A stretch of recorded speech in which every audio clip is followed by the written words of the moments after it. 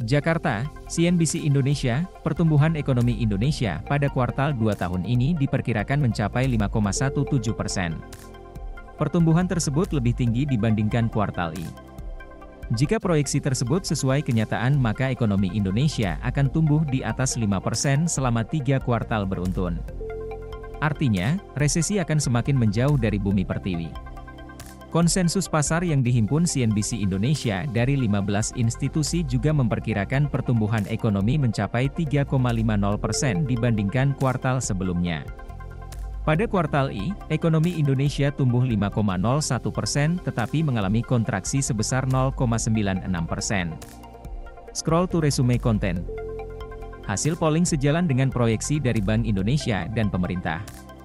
Pada Senin, Menteri Keuangan Sri Mulyani Indrawati memperkirakan pertumbuhan ekonomi Indonesia pada kuartal 2 akan bertahan di atas 5%.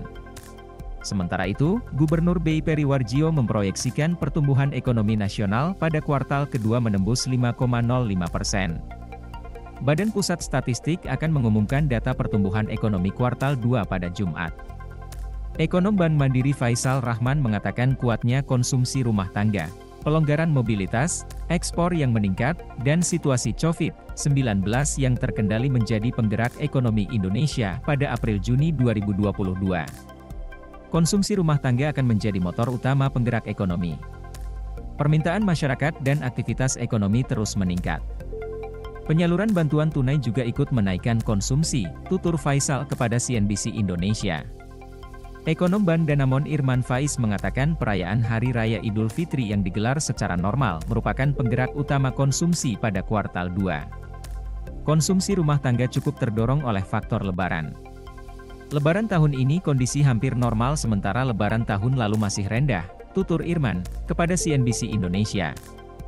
Sebagai catatan, Ramadan tahun ini berlangsung sejak 3 April hingga 1 Mei sementara Hari Raya Idul Fitri jatuh pada 2 Mei 2022.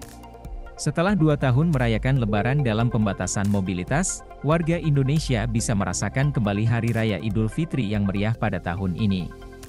Pemerintah bahkan mengizinkan masyarakat untuk mudik setelah melarangnya pada 2020 dan 2021. Data Kementerian Perhubungan memperkirakan ada 85,5 juta pergerakan orang mudik selama Lebaran tahun ini.